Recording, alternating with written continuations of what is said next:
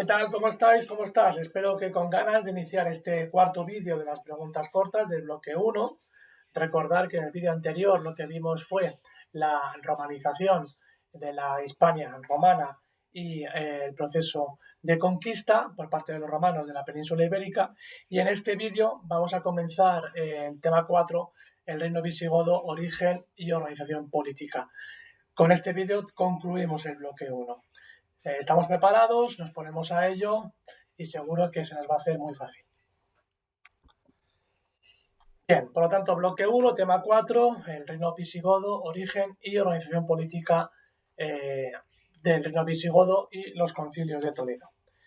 Como os vengo diciendo, la propia pregunta nos orienta a cómo debemos de ir respondiendo.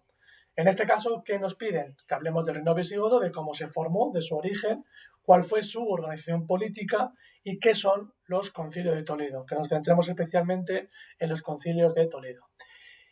Todo ello atravesado de la datación, las fechas importantísimas en historia, en toda respuesta de historia sin fechas no es una respuesta buena, y del lugar, en qué sitio situamos, en qué emplazamientos colocamos lo que vamos narrando, los acontecimientos que se van sucediendo y que estamos contando. Por lo tanto, reino visigodo, origen, organización política, concilios de Toledo. Bien, el reino visigodo, ahí tenéis un mapa, en el año 569 en la península ibérica. El reino visigodo, situado en el centro del país con la capital en Toledo y a su vez rodeado del reino suevo, el imperio bizantino y de los astures, cántabros y vascones. ¿Cómo llegamos desde la Hispania romana hasta el reino visigodo? Pues es lo que tenemos que explicar en esta parte de la pregunta, en el origen del reino visigodo de Toledo. El contexto sería el del fin del Imperio Romano, en la descomposición de Roma, en ese contexto de la llegada de los pueblos bárbaros. Esos pueblos bárbaros que proceden de Asia, de Europa, y que se han ido asentando en los limes, en la frontera del imperio, y han ido poco a poco en diferentes oleadas ocupando el imperio romano. Los primeros pueblos que fueron llegando desde Asia hasta el limes del imperio, en esa frontera imperial, fueron estableciendo alianzas con los propios romanos y les permitieron ir entrando en el imperio a cambio de funciones de defensa del imperio romano de otros pueblos que iban llegando, de otras sucesivas olas de pueblos bárbaros procedentes también de Asia, que iban llegando a las fronteras del imperio y que a su vez los primeros tenían que defender esa frontera. Esa fue la función de los visigodos. Los visigodos fueron uno de los primeros pueblos bárbaros procedentes de Asia, que llegaron a las fronteras del imperio y que se federaron con Roma, se hicieron unos acuerdos a cambio de ocupar tierras en el imperio que les permitía Roma. Ellos tenían que garantizar la seguridad del imperio romano.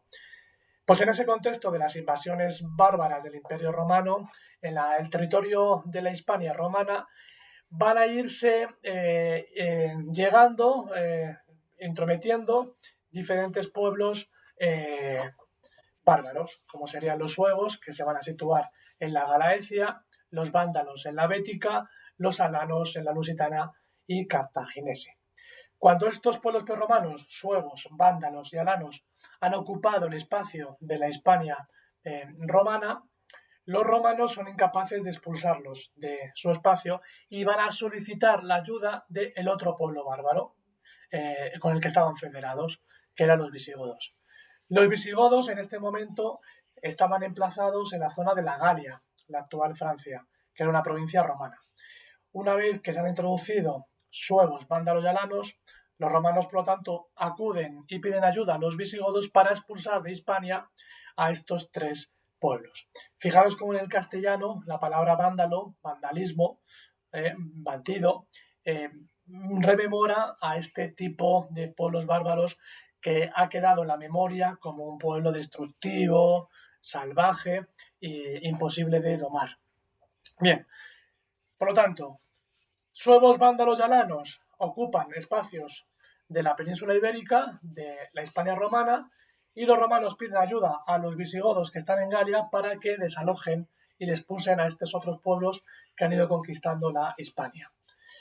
Cuando los visigodos abandonan la Galia para ocupar e intentar liberar del dominio de los suevos vándalos y alanos la Hispania, van a ser a su vez derrotados en la Galia, que era el lugar de donde eran originarios dentro del Imperio Romano, por otro pueblo bárbaro que son los francos.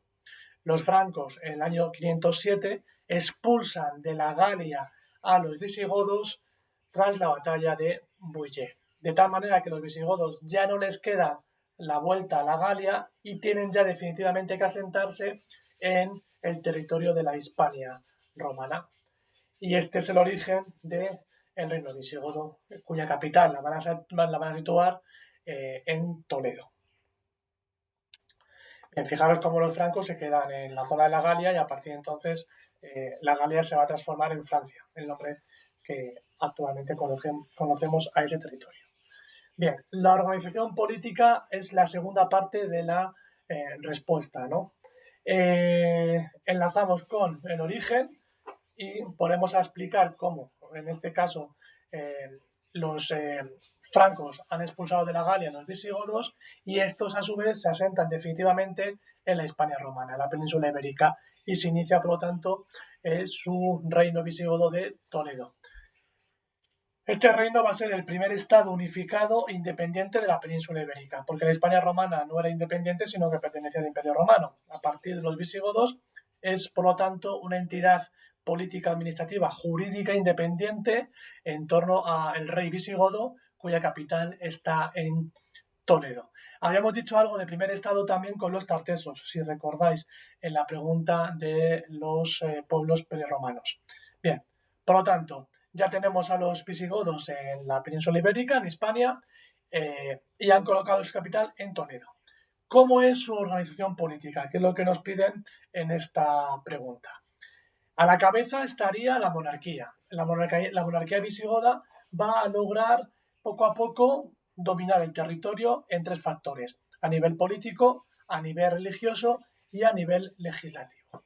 A nivel político, Leovigildo, el rey Leovigildo de los visigodos, en el 571 al 586, va a conseguir frenar a los francos al norte, en la zona de los Pirineos y a los vascones, y en el sur a los bizantinos, mientras que ya definitivamente expulsa al pueblo de los suevos de la zona de Galicia, que habían a su vez creado el reino suevo de Galicia.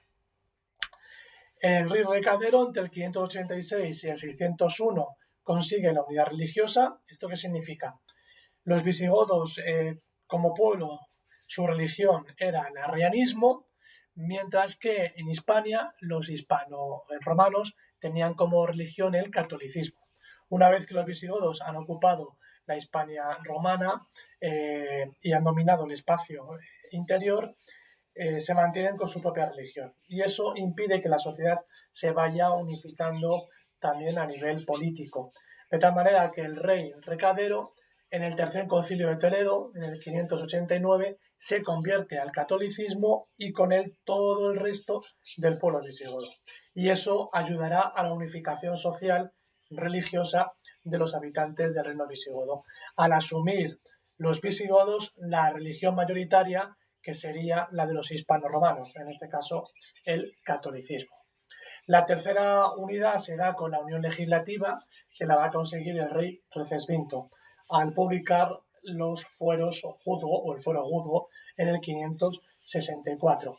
A partir de entonces hay una sola ley en todo el territorio, un código legal que sería igual para los hispano-romanos como para los visigodos.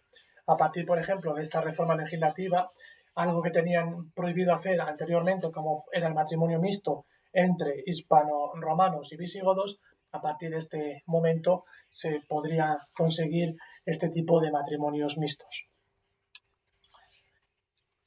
Bien, el eje, como decía, fundamental, la cabecera de la organización política sería la monarquía visigoda. Una monarquía que tiene unas características peculiares. Si pensamos actualmente en una monarquía, pensamos en un sistema de sucesión.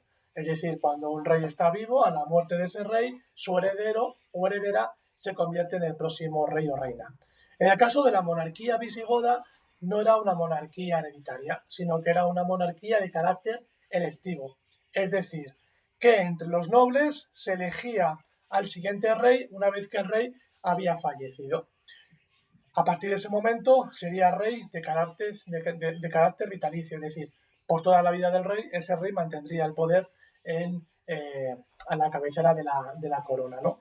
Por eso decimos monarquía de carácter electiva y vitalicia. El problema, que era una monarquía muy dependiente del apoyo de la nobleza y de la iglesia, que eran los que elegían al siguiente rey. Por lo tanto, que ese rey, para ser elegido, tenía que pactar mucho, negociar mucho con nobles y con la iglesia. De tal manera que siempre se abría en crisis en la sucesión. Una vez que muere un rey para elegir al siguiente rey, siempre había crisis sucesorias, porque había varios candidatos que querían ocupar la cabecera y conseguir ser nombrados ellos mismos como reyes. Por lo tanto, monarquía de carácter electiva y vitalicia. La monarquía se apoyaba en el oficio palatino. El oficio palatino era una unión de nobles que ayudaban en el gobierno del reino y que el rey tenía que consultar para poder realizar sus acciones de gobierno. Ese oficio palatino contaba con dos órganos de gestión importantes. Uno sería el aula regia, que fundamentalmente asesoraba al rey, era una asamblea consultiva, especialmente de nobles, y la otra sería el Concilio de Toledo. Es decir, de tal manera que el oficio palatino tenía el aula regia y los concilios de Toledo. Nos preguntan mucho que nos centremos en los concilios de Toledo. ¿Qué es un concilio? Un concilio inicialmente es una asamblea eclesiástica de la Iglesia Católica, una asamblea donde se juntan los eclesiásticos con los obispos para dirimir, hablar sobre temas que tienen que ver con la propia organización de la Iglesia y con temas que tienen que ver con la fe, con la Iglesia Católica y con la religión católica. Esa primera asamblea eclesiástica de los concilios, en el caso de la monarquía visigoda, estos concilios específicos de Toledo van a ir adquiriendo cada vez más una dimensión política. De tal manera que no solamente despachaban asuntos que tenían que ver con la fe y con la religión, sino que también trataba asuntos de carácter político. Los concilios de Toledo eran convocados y presididos por el propio rey visigodo y ahí, como decimos, se tomaban decisiones de carácter político, pero también de carácter religioso, o al revés, de carácter religioso y a su vez también de carácter político. Estos concilios siempre se celebraban en la ciudad de Toledo, que va a ser la capital de la monarquía visigoda. Y se van a convocar 26 desde la conversión del rey Recadero hasta la caída del reino visigodo en el año 711. Bien, por último, tenemos personajes importantes de la cultura visigoda que podemos contar para finalizar el tema, como San Isidoro de Sevilla. San Isidoro de Sevilla va a ser uno de los grandes personajes culturales del reino visigodo de Toledo. Va a ser autor de las famosas etimologías y de la historia de los godos, vándalos y suevos. Y como digo, es una de las figuras más importantes de la cultura visigoda. Ahí tenéis una escultura de San Isidoro en la entrada de la Biblioteca Nacional de Madrid. Por otro lado tenéis la foto de la ciudad de Toledo, que es la sede de la capital de este reino. ¿Cómo termina, cómo concluye el reino visigodo? Seguro que lo sabéis, ¿no? El año 711 se produce la conquista musulmana de la península ibérica, se finaliza, por lo tanto, el rey visigodo muere en la batalla de Guadalete y termina la presencia visigoda y se inicia un nuevo periodo en la historia de España que sería el dominio musulmán. Bien, a partir de aquí veremos el bloque 2. Con ese tema hemos terminado el bloque 1 de temas cortos y empezaremos con el siguiente vídeo, el bloque 2, que hace referencia ya al Andalus, al dominio musulmán de la península ibérica. Espero que os gustara el vídeo, podéis seguir repasando, un poco de trabajo duro y seguro que conseguimos la meta de superar el examen de la selectividad. Nos vemos entonces en el próximo vídeo. Chao.